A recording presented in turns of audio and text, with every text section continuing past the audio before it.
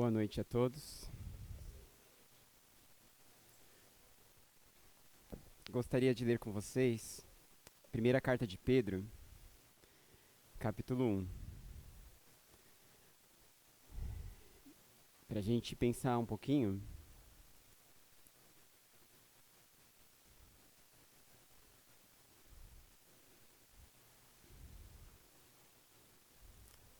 sobre o que realmente importa.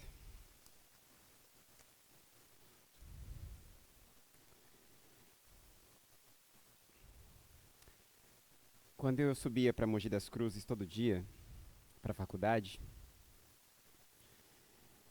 eu subia com pessoas de vários cursos diferentes. Tinham pessoas que faziam direito, pessoas que faziam psicologia, pedagogia, educação física. Eu fazia letras, né? E a pergunta que eu mais fazia para eles, principalmente para começar a evangelizar eles, era a pergunta: para que você existe? O que é você? Quem é você? E para que você existe?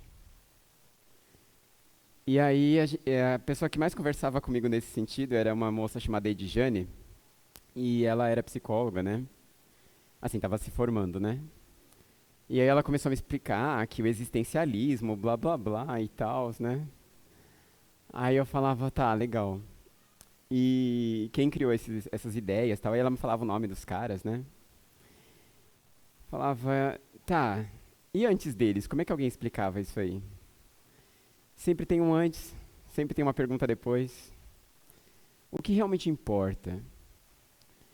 Não sei se vocês têm esse costume de parar para pensar nisso, mas de vez em quando eu paro para pensar nessas coisas.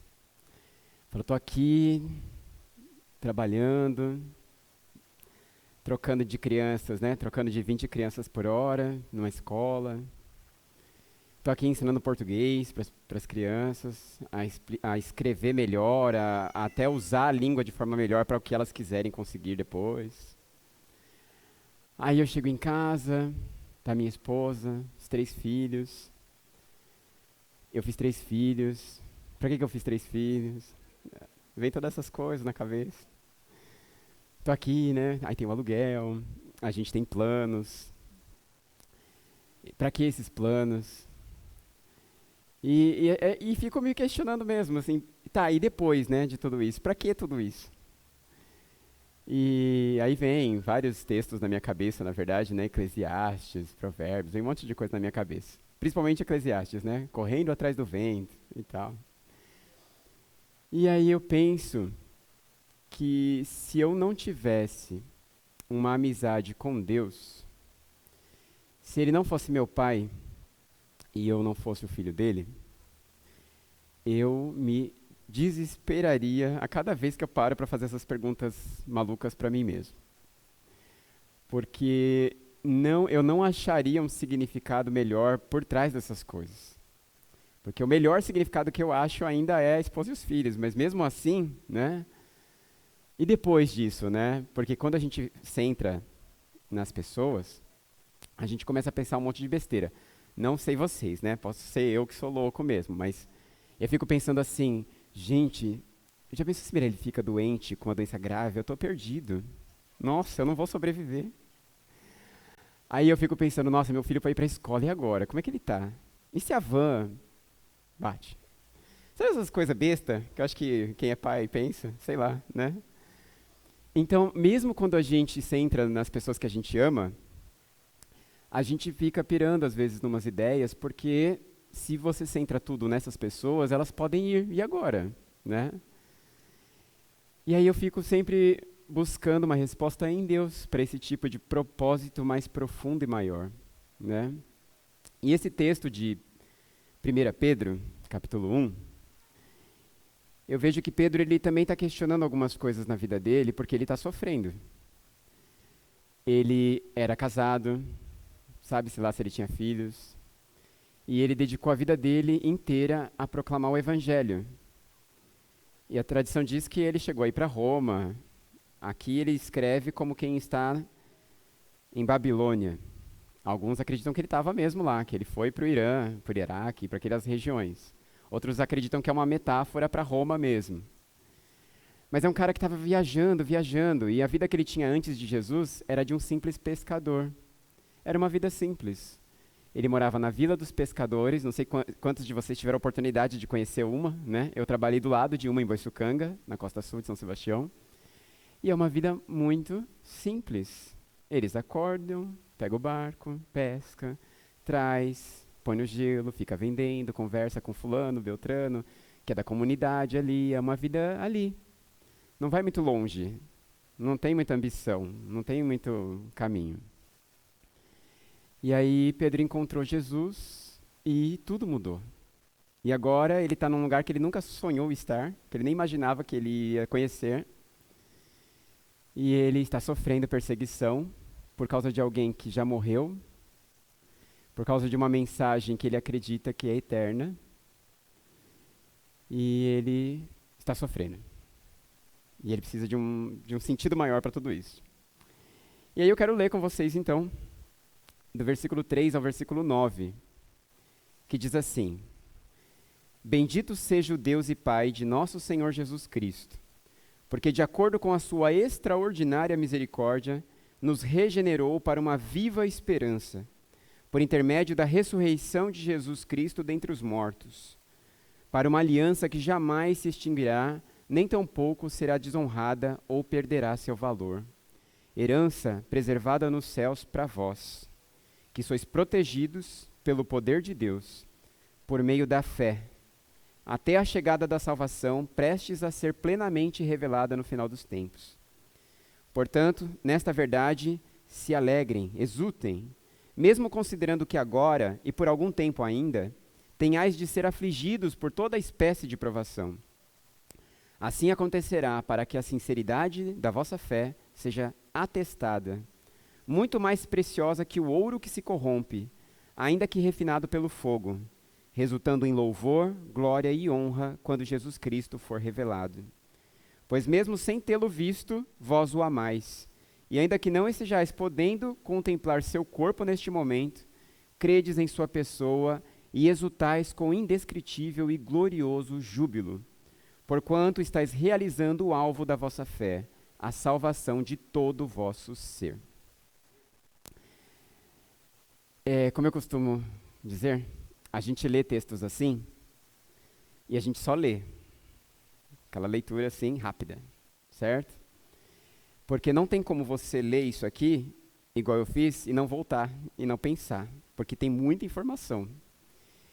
E são informações densas mesmo, e que a gente tem que prestar atenção. Ele disse aqui coisas muito importantes, muito profundas, e ele está falando que os cristãos da época dele experimentavam isso. Ele está falando de uma salvação que é integral e que é para uma glória de Deus total. Então, são coisas profundas, radicais e globais, totais, né? São extremos mesmo. E aí a gente tem que começar a pensar nessas coisas. Alguém experimentou isso, alguém viveu assim. Então a primeira coisa que eu vejo aqui é a obra de Deus. Deus tem uma obra acontecendo. Desde aquela época e continua acontecendo até hoje. Essa obra inclui uma misericórdia sem medida, um amor que não tem tamanho, como a gente cantou também hoje, que chega ao ponto de conseguir pegar a sua vida, que está toda estragada, toda torta, toda defeituosa, toda corrompida, toda morta, e trazer vida de novo. Ele está operando isso ainda hoje. Ele pega uma pessoa assim, sem norte, uma pessoa que não vê sentido para a vida, uma pessoa que está só indo, né? Uma pessoa que só sobrevive, uma pessoa que não tem nada, não tem mesmo. E ele pega essa pessoa e regenera. Ele dá uma nova vida e uma nova esperança. Encontrar-se com Cristo é ganhar uma vida de verdade. Uma vida com sentido, com uma esperança eterna. Eu não sei quantos de vocês entendem isso profundamente. Que Jesus, ele não veio aqui só para dar um exemplo, como um cara legal, bonzinho, que fez o bem. Ele era Deus entre nós, que nos libertou de uma vida sem sentido, da ilusão do mal, do pecado, para uma nova vida ao lado dele. Ele abriu os nossos olhos, nós enxergamos a verdade agora. Agora a gente vê como Deus vê. A gente vê que Ele é Deus e que tudo isso aqui é uma ilusão, mas que o reino dele é a verdade. E a gente, por crer nisso, nós entregamos nossa vida para Ele e queremos viver do lado dele e do jeito dele. É uma nova vida. É uma nova esperança. Qual é a sua esperança? Trocar de carro? Passar na faculdade? Conseguir um emprego? A esperança que Jesus te oferece é muito maior que essa. Porque essas coisas você pode até conseguir. Mas depois que você conseguir elas, você vai precisar de outras. Você nunca vai estar satisfeito. Porque a única que te satisfaz de verdade é a esperança eterna, é a esperança divina. É a esperança de ter Deus como seu Pai para sempre. De viver ao lado dele para sempre. Ele te oferece essa esperança. E não é só uma esperança vazia. Ah, talvez um dia eu vá para o céu, ele que sabe, né? Não, não é bem assim. Ele garante. Ele fez a parte dele morrendo numa cruz. Se você confia nele e vive ao lado dele, você tem vida eterna com ele para sempre. É uma esperança certa. É uma esperança com certeza de cumprimento. E aí ele também fez uma aliança. Né? Nós tivemos um casamento aqui ontem. É sempre bom lembrar daquelas coisas. Sempre bom lembrar de tudo aquilo, porque né, aí os casais não se separam, sabem que se tentar se separar tem que morrer, essas coisas importantes que a gente tem que lembrar. E aí a gente lembra que as alianças, quando tem Deus, são eternas, são celestiais, são divinas, são maravilhosas. Aqui nesse texto, Pedro lembra a gente que a aliança que a gente tem com Deus é uma aliança valiosa para sempre, que não tem validade. Ela não acaba. Ela não vai perdendo energia, não vai falhando. Da parte de Deus, é eterno. Ele garante isso. Ele fez um acordo e ele cria um relacionamento com você. Enquanto você confia nele, você é dele e acabou. Não tem, ele não falha, como a gente também canta muitas vezes aqui, certo? Você pode confiar que Deus não falha. Deus cumpre a parte dele, então você pode se entregar para ele. Ele é extremamente confiável. E ainda fala que ele nos protege. Ele nos oferece proteção até a obra se completar. Ele diz isso ainda. Então ele tem misericórdia, ele te dá uma nova vida, ele faz um acordo com você que ele não quebra e ainda te protege enquanto você confia nele. Ele promete essas coisas, e quem promete essas coisas é o Criador do universo, é o Senhor Deus. Não sou eu ou qualquer pessoa. Você pode ter essa certeza. Agora, tem uma resposta nossa aqui. Tem uma parte nossa nesse trecho que eu li também. A primeira é essa mesmo, nossa confiança nele. Ele fala no versículo 5, por meio da fé. Eu confio em Deus. Essa é a minha parte. Começa por aí a minha parte. Mas você fala, qualquer um pode falar isso, eu confio, eu acredito em Deus. Não consegue. É muito difícil falar isso. E vocês não fazem ideia do como é difícil. Eu espero que vocês façam, né? Quem tem Deus sabe. Mas você é testado na sua fé nas piores situações, nas questões mais difíceis. E é nessas horas que ele pede, confia em mim. É quando o dinheiro falha, é quando as pessoas falham, é quando as pessoas não correspondem à sua expectativa. Quando você não corresponde à expectativa das pessoas, é nessas horas que Deus fala, confia em mim, eu não falho. Não é fácil confiar em Deus, porque nós estamos acostumados a confiar no homem, no braço, né? No dinheiro, sei lá. Ele diz para nós confiarmos nele. E não é uma confiança só, eu acredito. Ele fala que é uma confiança alegre na aflição. É quando eu passo pelas dificuldades, eu encontro a alegria de ter Deus para passar por essa dificuldade. Eu fico em paz e fico até feliz porque eu tenho Deus e por isso eu vou conseguir passar por isso. É nesse tipo aí. É nesse nível mesmo. E aí ele fala mais, ele fala que a nossa parte é confiar nele com uma alegria na angústia que nos amadurece.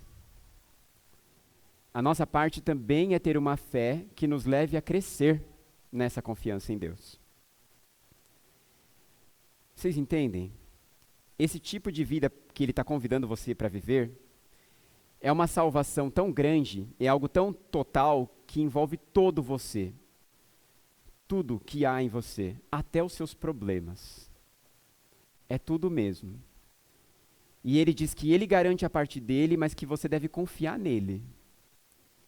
E que ele pode mexer, ele pode mudar tudo, mas você tem que confiar nele, descansar nele.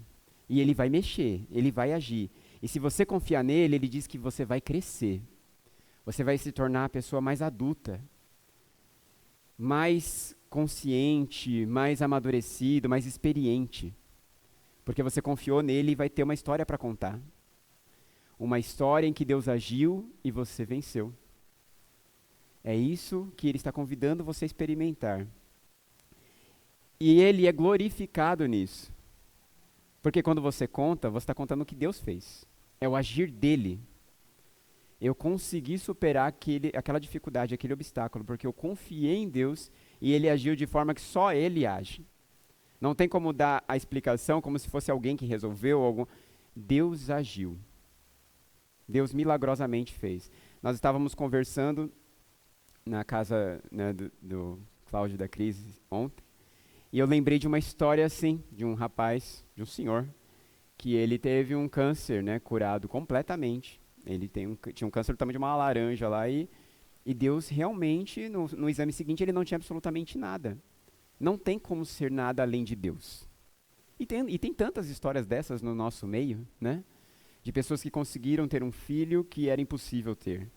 De pessoas que conseguiram resolver uma situação que parecia para ela impossível.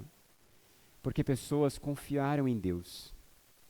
Pessoas acreditaram que Deus ia cuidar delas como um todo mesmo. Da vida delas inteira de verdade. Não só um pedacinho.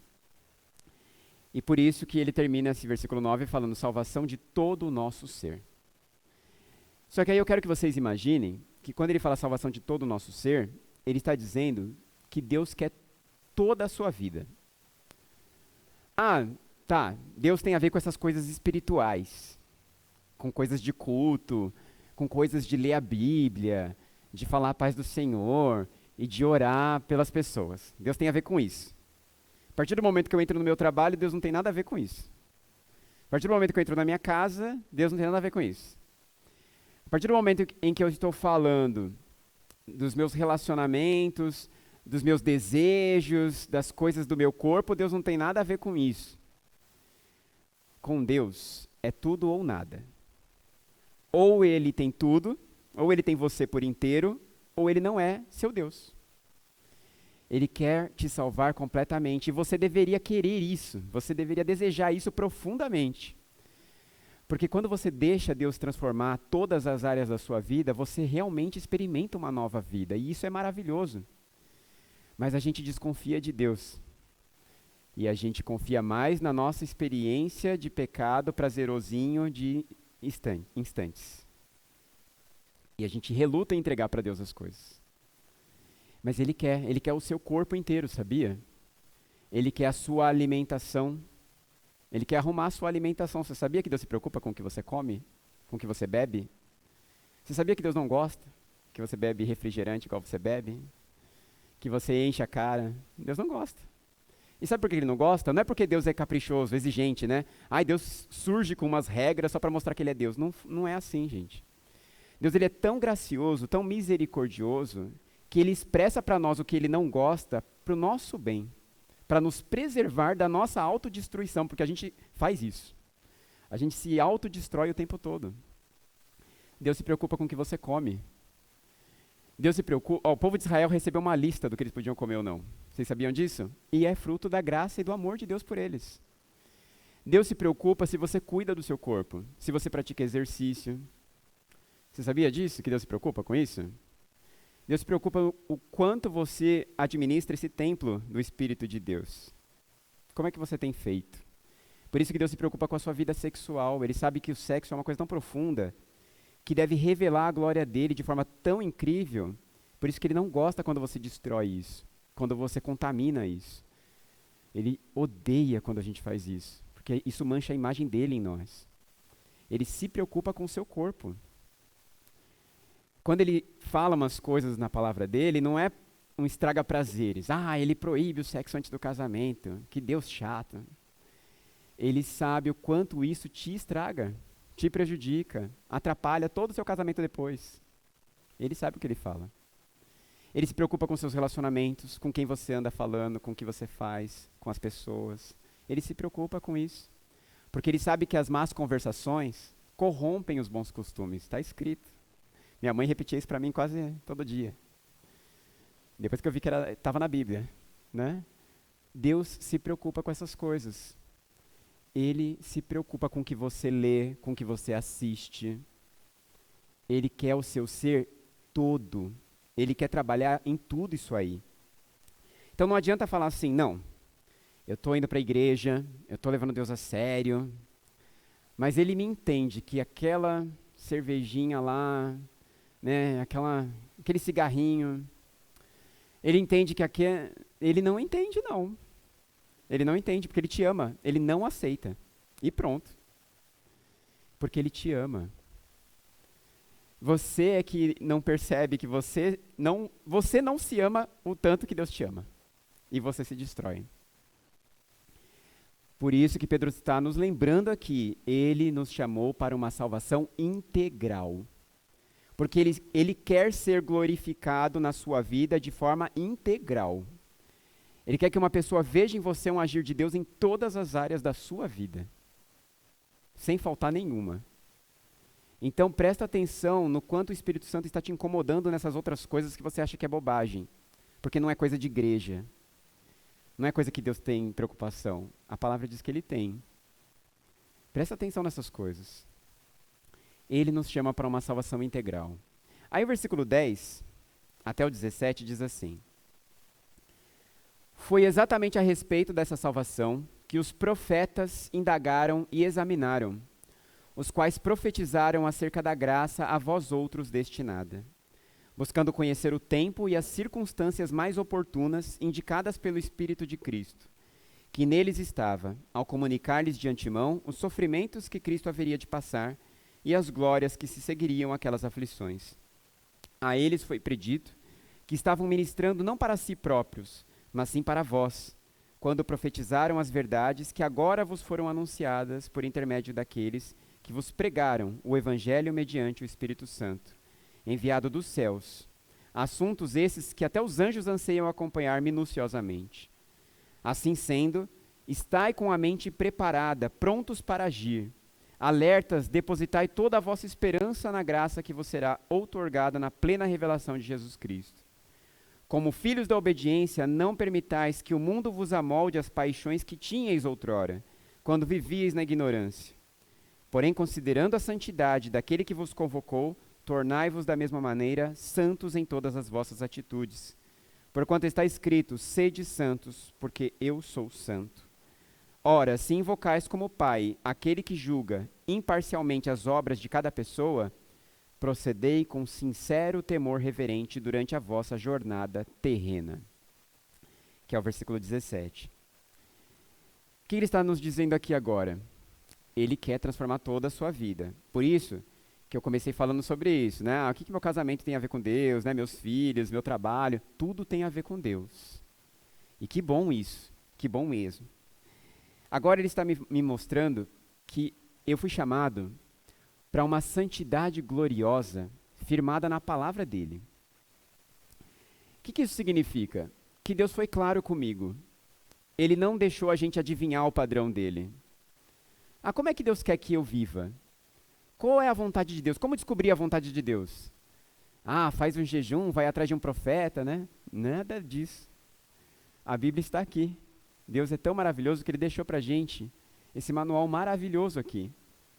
E isso aqui foi uma história, gente, de mais de 1.500 anos de história, que Ele preservou para nós, de revelação dEle para nós. ele nos explica o plano maravilhoso que ele tinha para você antes mesmo de você nascer. Está tudo registrado aqui. E quando ele falou com os profetas lá atrás, está escrito aqui que ele não falou pensando só neles. Tudo que ele disse aqui, até o Apocalipse, ele falou e fez pensando em você. É pensando em nós, em nos instruir, em nos chamar para uma vida diferente. E ele diz que essas coisas reveladas são tão legais, tão maravilhosas, tão incríveis, tão perfeitas, que os anjos gostam de observar os cumprimentos delas, detalhe por detalhe. Eles gostam de acompanhar como Deus está cumprindo toda a palavra dele, como Deus vai fazendo tudo acontecer, como ele é fiel em todo o cumprimento de tudo o que ele disse. Nós temos o mesmo interesse? Conseguimos enxergar a palavra de Deus viva em nossas vidas? Eu me preocupo com esse manual aqui. Eu realmente encaro esse livro como algo sagrado e maravilhoso entregue nas minhas mãos, como um presente de Deus para mim. Eu encaro dessa forma. Quero que vocês pensem. Porque eu acredito que muitos de nós só lê porque ficam enchendo a nossa paciência para ler. Ou porque dizem que tem que ler. Ou para saber o assunto, ou para saber discutir na igreja, né? Sei lá. Esse é um presente de Deus para você. Esse foi o primeiro presente de Deus que eu aprendi a apreciar. Eu já gostava de ler e quando eu encontrei a palavra de Deus, eu vi que era uma coisa assim, realmente de outro mundo mesmo. E nunca mais larguei, porque é maravilhoso demais. E essa palavra, que é maravilhosa demais, ela me ensina coisas importantes. Primeiro, que o sofrimento é um plano de Deus desde o começo. O sofrimento não acontece por acaso. O sofrimento é transformador. E ele já estava proclamado pelo Espírito Santo antes de Jesus vir. Jesus deveria padecer. Todos aqueles que confiam em Jesus devem padecer. Nossa, eu sou chamado para sofrer. Você é chamado para sofrer. E que bom. Mas eu vou explicar por quê, né? Deus não é masoquista, sádico, nem nada do tipo. Desde que o pecado entrou no mundo, nós estamos iludidos com toda uma proposta mundana do que é viver. E você acreditou de verdade que a vida é satisfazer seus desejos de comida, bebida, conforto, casa, carro, sexo, Netflix e algumas outras coisas mais. E restaurante de final de semana, baladinha, sei lá. Você acreditou que isso é a vida, ponto. Esta é a sua medíocre vida. Você existe para isso. E agora, quando Jesus vem, ele vem te mostrar que você é um ser eterno. Você é nada mais, nada menos que um filho de Deus, um ser celestial, criado para ser eterno ao lado do Pai. Só que ele precisa te mostrar o mal que toda essa ilusão te traz. E a única forma de você entender essa ilusão, infelizmente, é sofrendo. Só que é um sofrimento benéfico. Vocês entenderiam muito bem isso se vocês tivessem feito um curso chamado Amor Exigente. É um curso legal para fazer. Ele vai mostrando que o amor verdadeiro é um amor exigente. E o amor de Deus é assim. Se você tem um filho e você faz tudo para ele, tudo. Tô com fome, tô aqui, seu leitinho. Tô aqui a papinha na boca. Aí ele faz 5 anos, 6 anos, 7 anos. Eu quero tal coisa, toma. Eu não quero tal coisa. Tudo bem, vem cá. Eu não quero andar, eu carrego você nas costas. Aí ele vai fazendo 10, 11, 12 anos. Tô com fome, comidinha na boca. Eu conheci um rapaz, que ele não me ouça hoje, que a mãe dele dava de comer para ele aos 20, 30 anos. De verdade. Bom, ainda bem que esse era um defeito, um problema, mas que não gerou uma irresponsabilidade crônica na vida dele, né? Mas podia ter gerado. Aí a gente vai fazendo tudo isso com os nossos filhos e a gente fala assim, nossa, que bom pai que eu sou tão bonzinho. Eu faço tudo pro meu filho, ele não pode reclamar de mim, porque ele nem gritou, eu já... Você não é um bom pai, você é um péssimo pai, você é um escravo do seu filho, você está criando um marginal. É isso, né? Se vocês não entendem, né? É assim que funciona. E, gente, quando eu falo isso, eu estou falando para mim mesmo, porque eu luto muito com isso. Eu sou muito bobão, né? E eu estou aprendendo, Deus está me torcendo para deixar a vida dos meus filhos mais difícil. Eu tenho que dificultar. Porque se eu não dificulto, eles não crescem. Se eles tiverem tudo na mão, por que eles vão se esforçar para fazer alguma coisa? Se eu não der tarefas em casa, se eu não começar a puxar a orelha, se eu não começar a deixar as coisas difíceis, vão virar todos uns bobão que não sabem fazer nada. Nada. Nada. Deus não quer mimar ninguém. Deus não veio para isso. Jesus padeceu, mostrou que o sofrimento transforma, regenera, vivifica. Ele disse que a semente só brota depois de machucada, pisada e morta no solo. Então ele quer que você morra mesmo para esse mundo, a linguagem é essa. Ele quer que você triture essa sua vida carnal, mundana, ele quer triturar, destruir ela. Que morra esse homem e nasça o homem divino, o homem filho de Deus, a mulher filha de Cristo. Mas para esse velho homem morrer, ele tem que ser morto, né? E aí tem que pisar mesmo, tem que torturar mesmo. Ele tem que mostrar para você que o pecado destrói, faz mal e te afasta de Deus. Ele tem que tornar a sua vida um pouco mais difícil, desafiadora. E Deus faz isso. E que bom que Ele faz isso.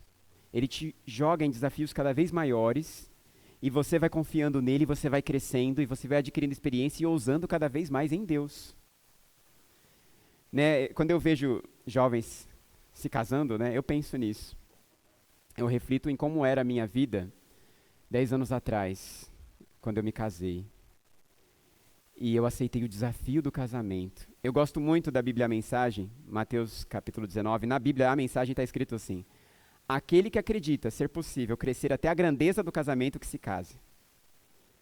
Eu acho essa versão muito legal. É um desafio. Você quer ser homem de verdade? Quer dividir espaço com uma pessoa totalmente diferente de você só por ser mulher, que já é totalmente diferente de você? Então vai lá. É preciso ter coragem, de verdade. É preciso confiar em Deus para fazer isso. E eu ouso dizer que a coragem vem mais das mulheres do que dos homens. Porque o desafio delas eu acho que é maior, sabendo quem eu sou, né? Jesus nos chama para desafios. O matrimônio é um desafio divino, um dos mais ousados. Ele diz que o casamento revela a glória dele. O casamento espelha o relacionamento de Cristo com a igreja. Ter filhos é um desafio. Trabalhar é um desafio. Todas as funções de um adulto são desafios de maturidade. E com Deus não é diferente. Com Deus, Ele não traz você aqui para mimar você. Ele quer que você ouse pela fé. Confiar nele e enfrentar mesmo, enfrentar as suas limitações, seus pecados, as suas dificuldades por amor a Ele, para a glória dEle, confiando nele. Ele te chama para uma vida que vai ter sofrimento, sim, mas que tem uma viva esperança gloriosa lá na frente. Mas nesse pequeno instante, como ele diz, né, por esse curto momento, o sofrimento existe e que bom que ele existe. O sofrimento é uma oportunidade de eu confiar em Deus e crescer nele, de eu me tornar esse santo filho de Deus. E aí também vem esse aspecto da santidade, né, dessa identidade mais parecida com a de Deus, que é um desafio constante. Ele fala de uma fé ativa. Sejam ativos filhos de Deus, vivendo em santidade. Como é que eu vou mostrar santidade se não há um desafio de santidade? Tem um escritor que disse isso, né? Homens dignos são aqueles não que viveram a vida correta o tempo todo por não terem sido tentados, mas justamente aqueles que foram mais tentados e viveram a vida correta o tempo todo. Né? Então, o desafio de Deus é: você vai ser tentado. As provações virão. O inimigo existe e ele vai tentar te destruir. Mas você é chamado para viver uma vida ativa de santidade que revela a glória de Deus. Você é chamado para uma luta terrível, mas você tem Deus ao seu lado. Você é convidado para isso. Não é fácil. Não é fácil. Ah, você veio para a igreja agora e alguém fala isso para você. Ó, agora é o seguinte: vocês vieram com um relacionamento todo torto, vai ter que se separar por um tempo, porque vocês faziam besteira junto. Separa tudo aí. Estava tudo estragado. né? Às vezes tinha dependência emocional, tinha um monte de coisa que vem as sequelas todas juntas, né? Separa aí, fica uns 3, 4 meses separados, aí vem toda a dor, vem o luto, vem as tristeza toda. Mas você faz isso por amor a Cristo, se dedica a Ele, Ele conserta você, conserta ela, vocês voltam e se casam. Essa história tem se repetido, né, algumas vezes, entre os jovens. Graças a Deus. São experiências de fé. São jovens que confiaram em Deus, a ponto de separar-se daquele relacionamento doentio, deixar Deus trabalhar na vida deles, para começar do jeito de Deus. Não é fácil, é dolorido, machuca, tenho que abrir mão do que eu gosto, do que eu sei, do que eu já estou acostumado. Mas é assim que Deus faz. E que bom quando você confia nele para fazer isso, porque ele te transforma, ele te amadurece, você vira uma pessoa melhor. E aí ele acaba falando aqui também que isso tem a ver com um temor reverente a Deus. E aí eu quero que vocês entendam que o centro de tudo isso é Deus. É Ele que é glorificado na sua vida. O propósito principal não é consertar a sua vida só por sua causa. Deus quer arrumar você, arrumar todos, como um grupo inclusive, para que Ele seja visto aqui. Para que as pessoas consigam enxergar Jesus aqui nesse lugar. Nessas vidas aqui. É esse o foco. Revelar Deus através da nossa vida, da minha vida e da nossa vida em comunhão. Essa deve ser a sua preocupação, seu propósito. Você existe para isso também. Para uma santidade que glorifica a Deus, que atrai as pessoas para Deus. Às vezes a gente perde muito tempo distraído com bobagens dentro de uma igreja. Muito tempo distraído com coisas bobas de verdade. E aí a gente vai esquecendo, conforme o tempo vai passando, porque o diabo é especialista em nos distrair, que o que importa de verdade era Deus ser revelado na vida das pessoas. E aí a gente perde tempo discutindo besteira e não está discipulando pessoas, não estamos evangelizando as pessoas, não estamos tratando das dificuldades das pessoas, curando as feridas, não estamos fazendo esse uns aos outros que na Bíblia é tão comum. E a gente está perdendo tempo com bobagem. Volta para o propósito essencial, central. A coisa mais importante não é a cor do seu carro e quando você vai trocar o seu carro. A coisa mais importante não é a casa. Essas coisas são distrações, gente. São importantes, têm sua importância pelo amor que você dedica à sua família em nome de Cristo. Aí é importante. Entendem isso? Mas se Cristo não está no negócio e isso toma todo o centro da minha vida, as coisas começam a virar distrações diabólicas de verdade. E aí até na igreja as coisas começam a virar distrações diabólicas, porque eu esqueço o propósito central.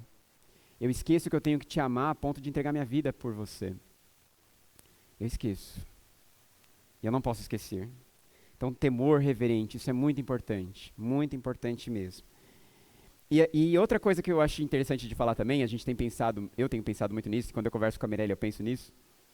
Às vezes a gente fala assim, mas o que eu tenho que fazer então? Eu tenho que virar um missionário, ir para a África e salvar uma aldeia inteira, né? Não. Ontem eu estava conversando com a Mirella, de olhar para a vida de algumas famílias da nossa igreja, igual ontem, Lígia estava se casando, né? Eu vou usar esse exemplo de novo. E quando eu olho para isso, eu acho isso muito emocionante até mesmo, sabe assim? Porque são a última filha que foi casada. E aí a gente estava falando da Lilian, né? Poxa, ralou ali, deu duro, pegou pesado com os moleques, pegou pesado com a filha, ali na orelha, firme. Casou todo mundo direitinho, todo mundo responsável, trabalhando perto de Deus. Isso é uma missão, gente. Isso é uma missão sagradíssima. Uma mãe poder entregar seus 4 filhos em casamento, na presença de Deus, pessoas responsáveis, vivendo no caminho de Deus, ela vai querer ir para a África fazer missão para quê? Né? Se Deus chamar, ela vai, né? Mas, olha, você às vezes é outra distração diabólica, né? Não, missão de verdade é só essa, né? Presta atenção no que Deus quer fazer através de você, no hoje e no agora. Deus tem uma missão incrível na vida de uma mãe que conduz um filho a um relacionamento firme com Deus até o fim da sua vida. Isso é muito, muito importante, muito sagrado mesmo. Pensa nessas coisas do dia a dia que você talvez não valorize, mas que são coisas sagradas, que Deus quer te usar mesmo. Trazer os pais para a igreja. Né? Nossa, estou numa luta para trazer minha mãe para a igreja. E a mãe está aqui, a mãe está vindo, está frequentando, e a gente está orando por isso e tal. É uma missão, é algo de Deus fantástico. Eu quero salvar os 30 lá fora e esqueço que a minha família pode ser o alvo de Deus na minha vida. Não é verdade? Observar essas coisas. Bom, e ele termina esse capítulo nos falando que nós também existimos para viver esse relacionamento nosso de comunhão, que é uma comunhão caríssima, preço muito caro mesmo. Versículo 18 diz assim: porquanto estáis cientes de que não foi mediante valores perecíveis, como a prata e o ouro, que fostes resgatados do vosso modo de vida vazio e sem sentido, legado por vossos antepassados. Então veja bem, você foi resgatado da vida que seus pais viviam. Jesus derramou sangue lá na cruz, coroa de espinho, chicotada nas costas. Não é para você viver do jeito que seus pais viviam. Quando os pais são ímpios, né? Quando não dão um bom exemplo, né? Quando é a maioria das vezes, né? Não, não. Vocês foram comprados para parecer com um novo pai. Com Deus. Custou Cristo na cruz isso. Pensem nisso. Fostes resgatados pelo precioso sangue de Cristo, como de cordeiro sem mácula, sem defeito algum, conhecido de fato antes da criação do mundo, porém revelado nestes últimos tempos em vosso favor. Por intermédio dele, credes em Deus que o ressuscitou dentre os mortos e o glorificou, de modo que a vossa fé e a esperança estão firmadas em Deus. Eu falei no começo que Pedro estava falando para um público que nem via Jesus. Eles não viam Jesus, mas eles tinham certeza que Jesus ressuscitou. E que Deus manifestou o poder dele na ressurreição de Cristo. E que por isso ele era poderoso para ressuscitar e transformar a vida de quem quer que fosse. Jesus morreu naquela cruz para que você fosse parecido com o Pai eterno, com Deus. Então, larga a herança mundana, corrompida e pecaminosa que você recebeu dos seus pais terrenos. Ah, eu sou assim porque meu pai era assim. Está quebrado isso em nome de Jesus. Ora a Deus entregando essa maldição hereditária, né, como a gente diz, e se livra disso. Se livra disso. Você só repete os pecados dos seus pais se você quiser. Porque quem tem Cristo Jesus tem poder para vencer o pecado. E não importa quantas gerações ele vem arrastando na família. Não importa. Você não precisa viver o que seus pais viveram. É mais inteligente, inclusive, não precisar sofrer como seus pais sofreram. Cristo pode mudar isso.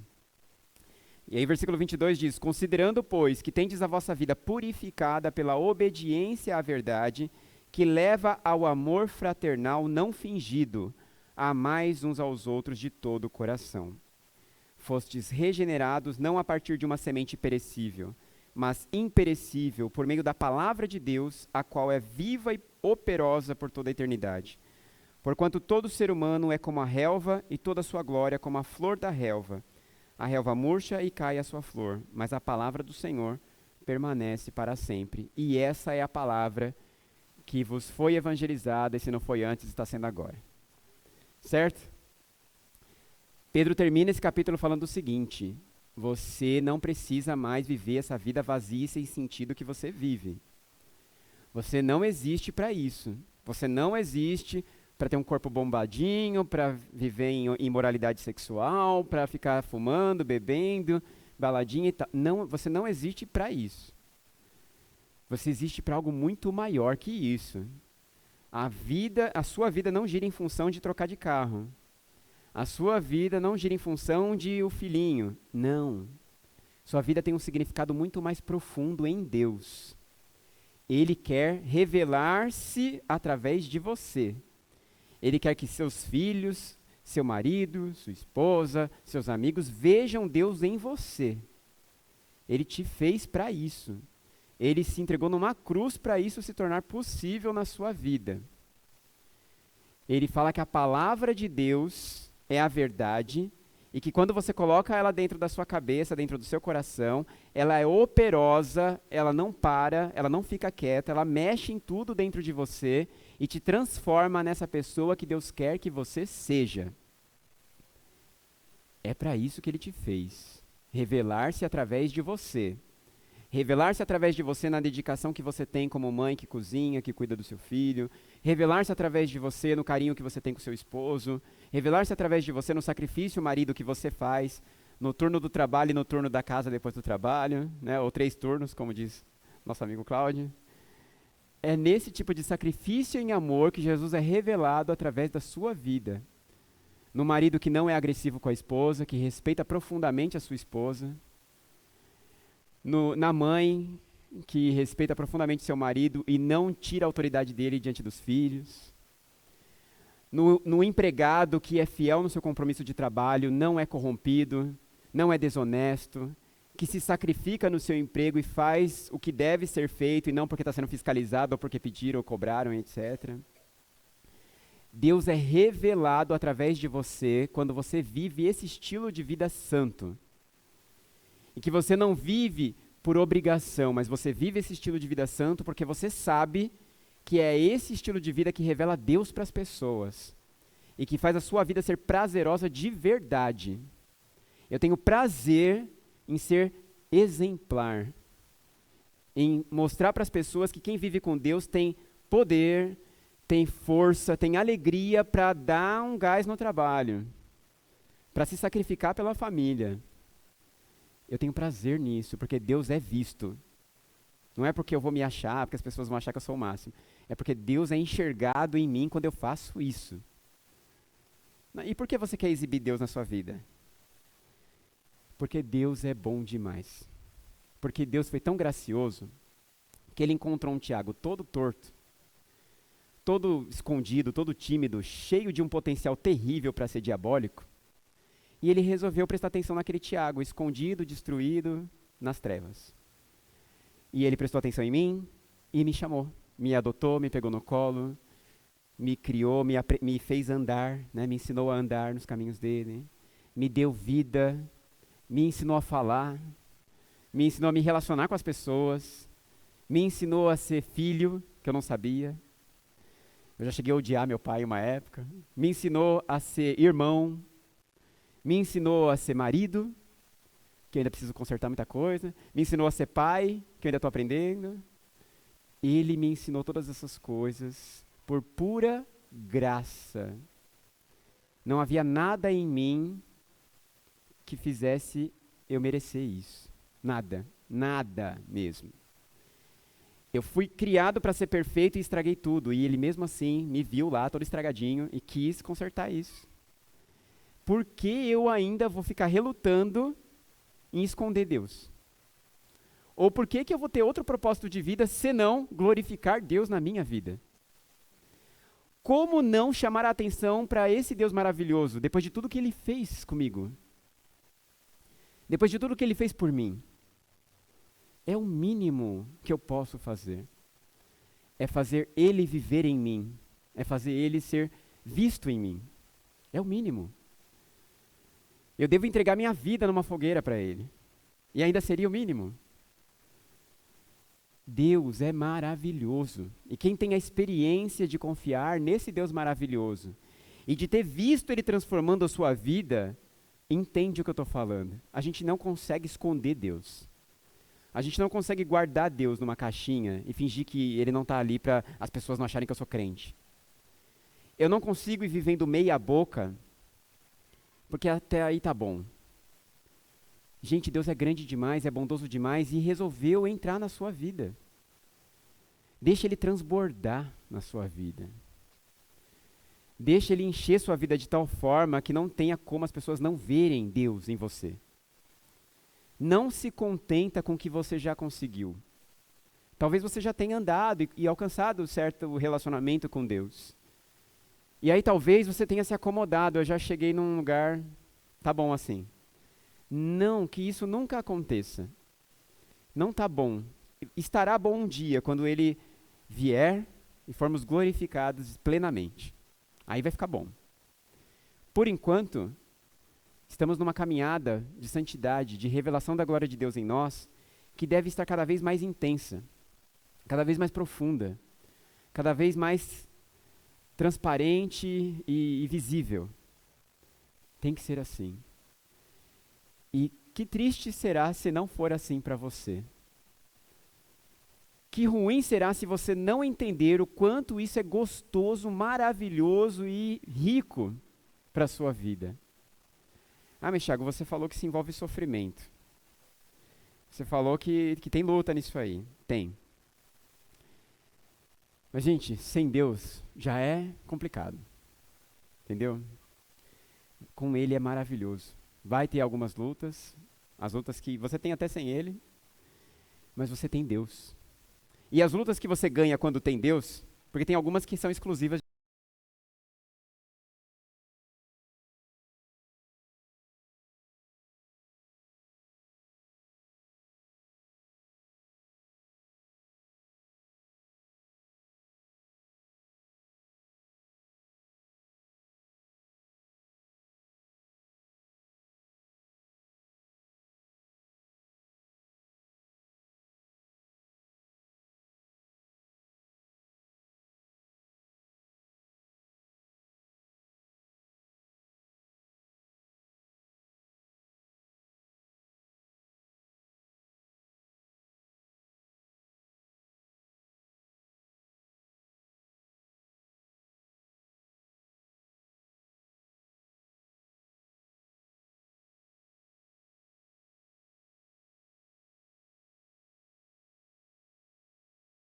fora. É tudo mesmo. É uma salvação integral, é uma salvação de todo o nosso ser. Segunda coisa que eu quero que vocês gravem é que isso só acontece mediante a palavra de Deus entrando em você e você vivendo essa palavra de verdade, ativamente, no dia a dia, no trabalho, em tudo. É de verdade. Não é aquela coisa de que eu ouvi na igreja e esqueci. E isso é perigoso, né? A gente, um dia desses, no culto dos homens, eu perguntei, né? Falei pro Guilherme perguntar. Falei, não, vida, pergunta aí o que esse pessoal lembra do culto passado, né? Quantos Cs mesmo que o pastor disse num culto desses, né? Às vezes a gente nem lembra. C? Que C? O que tem a ver o C? O pastor falou e uma das formas de memorização era o Czinho que começava as palavras, né? Nossa, nem lembro. Poxa, foi uma semana, né? E aí? Que essa palavra entre em você e seja viva em você. Que o compromisso, a comunhão, né, a conversão, aquelas coisas que ele disse entrem em você e te incomodem. Eu estou vivendo isso? Eu sou um convertido, eu tenho compromisso, eu tenho comunhão com a igreja? Como assim? E a última coisa que eu quero de verdade é que vocês experimentem esse tipo de relacionamento com Deus e com o corpo de Cristo que transforma. É esse tipo de comunhão que ele falou que custou o sangue dele de verdade, né? Que custou, foi o sacrifício na cruz. Mas, gente, que dá uma vida diferente, que muda tudo, que faz tudo ter sentido de verdade. E aí, a minha vida pode passar, ela vai passar. A Bíblia diz aqui, acabei de ler. Ela é como a relva, como a névoa. Minha vida vai passar. Mas o que importa é que o nome dele cresça e o meu morra com o meu corpo. Que é uma música que eu gosto demais também. É isso que importa. Eu quero chegar no final da minha vida, né? Passei por um falecimento da minha avó recentemente, né? E como foi, olha que coisa, que paradoxo, né? Que gostoso que foi o funeral da minha avó. Eu poder olhar para ela e falar sobre ela, ler um texto bíblico lá em Timóteo e falar assim, minha avó é isso para mim.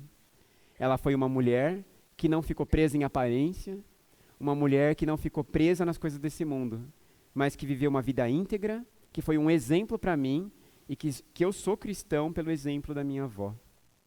E que eu estou feliz de vê-la morta aqui, tendo vivido essa vida maravilhosa que ela viveu e estando agora descansando com Cristo. Eu quero, na minha morte, que as pessoas lembrem que Cristo foi fantástico. Enquanto o Tiago viveu, Cristo foi um negócio assim, na vida dele. Porque se não tiver isso, gente, eu vivi inutilmente. Eu não tive serventia alguma se as pessoas não viram Cristo na minha vida enquanto eu vivi. Deixem ele entrar em todas as áreas da sua vida. Deixa a palavra mexer aí dentro. E faz a sua vida ter sentido nele. No amor que ele quer transbordar através de você. Amém? Vamos orar por isso agora? Vamos pedir a Deus que faça isso ser verdade em nós.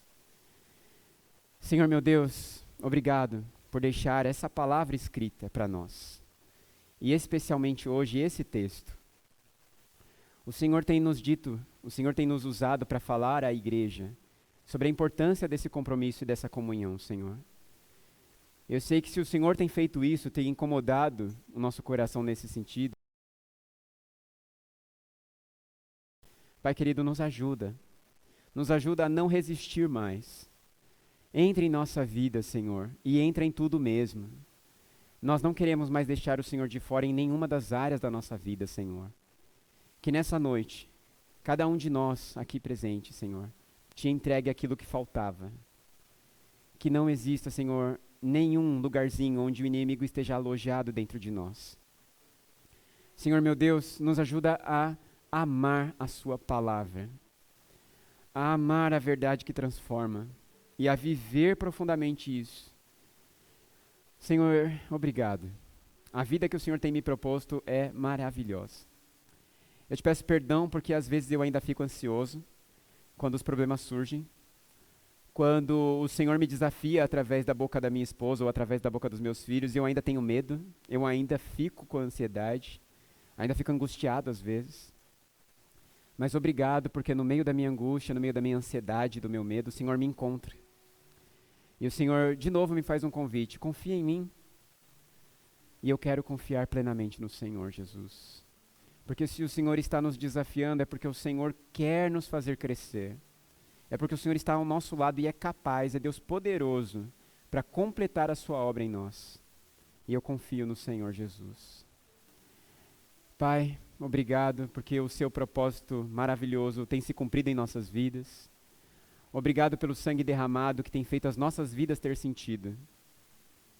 E obrigado porque esse sangue derramado tem nos feito viver essa comunhão maravilhosa, esse reino, essa igreja, e que o inimigo realmente não consiga resistir ao que o Senhor é capaz de fazer através de nós.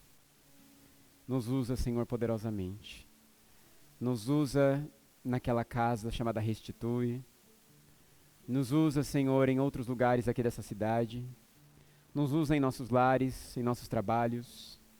Nos usa nessa igreja. Transborda a tua graça, o teu poder sobre as nossas vidas, para que o seu nome seja glorificado enquanto vivermos, Senhor, porque nós decidimos te obedecer. Santificado seja o teu nome em nossas vidas, em nome de Jesus. Amém.